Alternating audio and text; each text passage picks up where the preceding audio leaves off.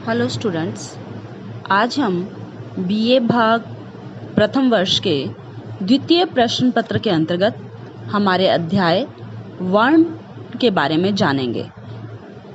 सबसे पहले हम जानेंगे वर्ण का अर्थ क्या होता है। वर्ण शब्द संस्कृत के व्रज वर्ण या वरि धातु से बना है, जिसका अर्थ है वर्ण करना या चुनना। मोटे तौर पर वर्ण के 3 संभावित अर्थ बताए जाते हैं: वर्ण करना, रंग तथा वृत्ति के अनुरूप। यानी कि वर्ण शब्द के पहले अर्थ के अनुसार व्यक्ति अपने स्वभाव और कर्म के अनुसार जिस व्यवसाय को चुनता है, उसी के अनुसार उसका वर्ण निर्धारित होता है। वर्ण शब्द का दूसरा अर्थ रंग है। सांख्य दर्शन के आधार पर यह कहा जाता है कि रूप या रंग का नाम ही वर्ण है। इसलिए पुराणों में भी कई स्थानों पर शुल्क ब्राह्मण, रक्त क्षत्रिय, पीत वैश्य, कृष्ण शूद्र लिखा मिलता है। ऋग्वेद में भी वर्ण शब्द का प्रयोग गोरे और काले रंग के रूप में किया गया है। तीसरे अर्थ के अनुसार वर्ण शब्द वृत्ति से संबंधित है, अर्थात जिन व्यक्तियों की मानसिक और व्यवहार संबंधी विशेषताएं समान हो, उनसे एक वर्ण निर्मित हुआ है। किंतु वर्ण का अर्थ इसके शाब्दिक आधार पर नहीं समझा जा सकता। यह एक लाक्षणिक शब्द है जो गुण और कर्म के माध्यम से सामाजिक स्तरीकरण को दृढ़ता प्रदान करता है। गीता में इसका स्पष्ट उल्लेख मिलता है, जब श्री कृष्ण कहते हैं, चातुर्वर्ण मया सृष्टे गुण कर्म विभागशः, अर्थात मैंने ही गुण और कर्मों के आधार पर चारों वर्णों का निर्माण किया है।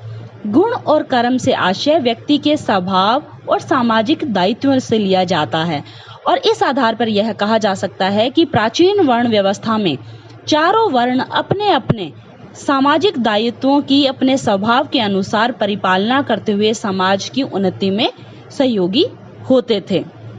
अब हम जानेंगे वर्ण व्यवस्था की उत्पत्ति के बारे में क्या बताया गया है। अलग अलग धर्मों या यूं कहें ऋग्वेद, उपनिषद, महाभारत, गीता आदि में वर्ण की उत्पत्ति के संबंध में बताया गया है। तो सबसे पहले हम जानेंगे ऋग्वेद में क्या कहा गया है। ऋग्वेद में वर्ण व्यवस्था की उत्पत्ति इस प्रकार बताई गई है।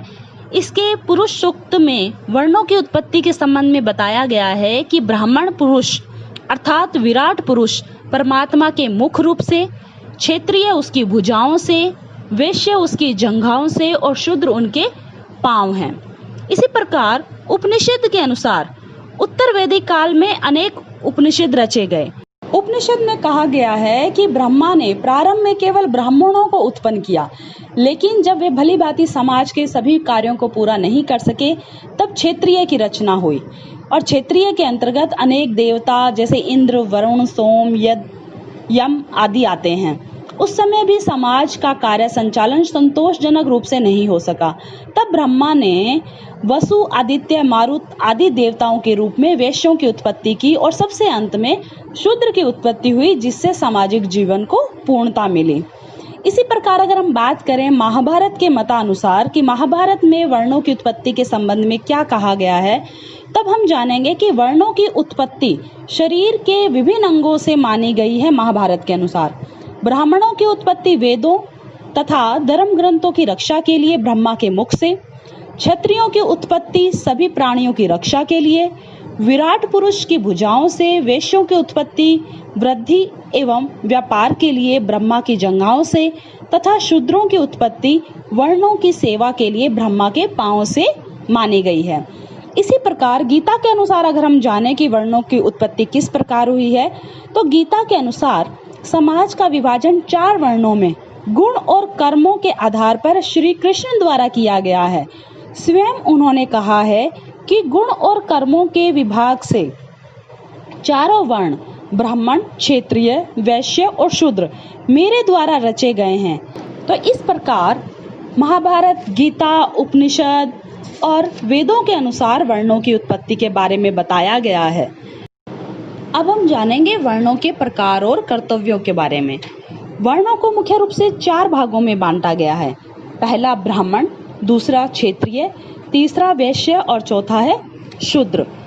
अगर हम वर्णों के कर्तव्य के बारे में बात करें, तो सबसे पहले ब्राह्मणों के कर्तव्य के बारे में बात करते हैं।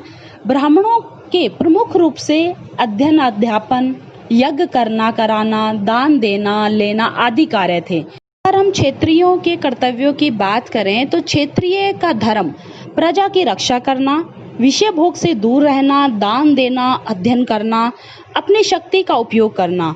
जो क्षेत्रीय युद्ध भूमि से लौट आते हैं उसकी क्षेत्रीय धर्म के अनुसार प्रशंसा नहीं की जाती। यानी कि क्षेत्रीय का कार्य प्रजा की रक्षा करना, साथ ही प्रजा में भी अपने धर्म के प्रति प्रेम उत्पन्न करना तथा उसे अच्छे कार्यों की ओर प्रवृत्त करना है। इसी प्रकार तीसरा वर्ण वैश्यों के कर्तव्य की बात करें तो वैश्यों का कार्य व्यापार, पशुपालन एवं कृषि माना गया है। मनुस्मृति के अनुसार पशुओं की रक्षा करना, दान देना, कृषि करना उसके प्रमुख कार्य हैं। इसी प्रकार शूद्रों के कर्तव्यों की बात करें तो शूद्रों की उत्पत्ति ऋग्वेद के अनुसार विराट पुरुष के पैरों से मानी गई है और उसी के आधार पर शूद्रों का कार्य तीनों वर्णों की सेवा करना बताया गया है। मनुस्मृति के अनुसार शूद्रों का एकमात्र कर्तव्य अपने से उच्च तीनों वर्णों की बिना किसी ईर्ष्या भाव के सेवा करना है। सभी ने शूद्रों का कार्य बिना ईर्ष्या भाव के तीनों वर्णों की सेवा करना बताया है। तो इस प्रकार से यह स्पष्ट है कि अन्य वर्णों का भी दायित्व है कि वे शूद्रों की आवश्यकताओं की पूर्ति करें।